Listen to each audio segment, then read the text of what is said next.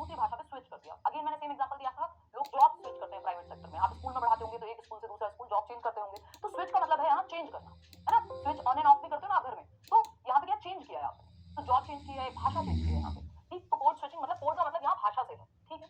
Code mixing क्या है? Simple, भाषाओं को मिक्स कर दिया, हिंदी प्लस इंग्लिश, मतलब या ऐसे भी नहीं कहेंगे कि दोनों को साथ ही बोल रहे हैं, बोल सकते हो वैसे। कोड मिक्सिंग है, आपने कहा ये कोड मिक्सिंग का भी उदाहरण आप कह सकते हो। जब मैं नॉर्मल भाषा बोलते बोलते, जैसे मैं बोल रही हूँ नॉर्मल भाषा, अब नॉर्मल अंग्रेजी का शब्द है, भाषा हिंदी का शब्द है, दोनों को मिक्स कर दिया, दोनों लैंग्वेज को, तो ये कोड मिक्सिंग है ना? कोड मिक्सिंग है। अगर कोई कहे और भाई कैसे हो, व्हाट आर यू करिंग, ये भी तो चलता है ना आजकल, है ना?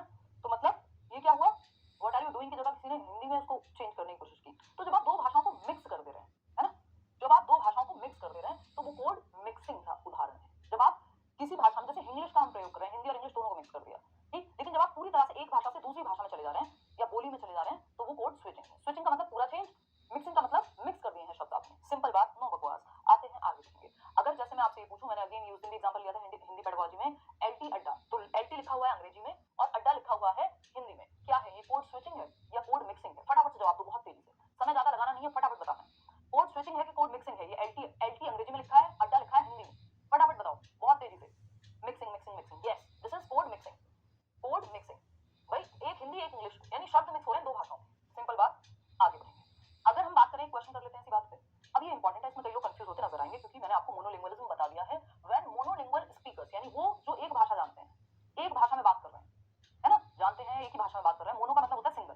तो when monolingual speakers move from formal to informal modes of speech within the same spoken or gestured idea, they are engaging in what? बताओ फटाफट से जल्दी। अगर हम बात करें यहाँ पे, अगर हम बात करें यहाँ पे, किसका उदाहरण है?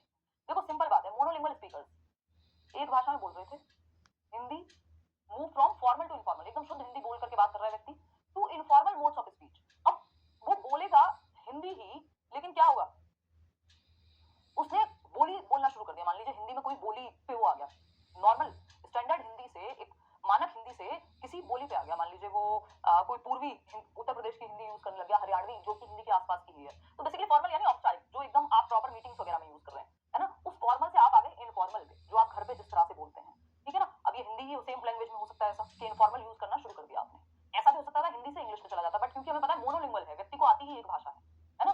तो यहाँ पे आंसर क्या होगा, यहाँ पे आंसर होगा टू कोड स्विचिंग, क्योंकि ऐसा नहीं हुआ कि उसने फॉर्मल और इनफॉर्मल दोनों को मिक्स किया हो। अगर ऐसा होता तो कोड मिक्सिंग हो जाता।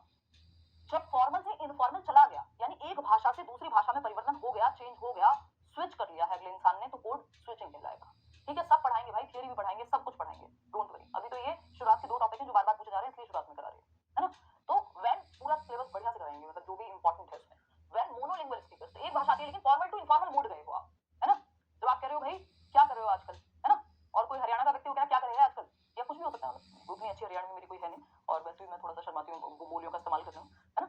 तो ये क्या हुआ, अब कई लोग कहेंगे आप और शर्माते रहने दो इन बातों को। देखो एक बार, भाई टीचिंग की नीड है एक्सट्रोवर्ट होना, है ना, टीचर्स भी शायद हो सकते हैं, लेकिन ये जरूरी है कि हम बातचीत करें, ठीक?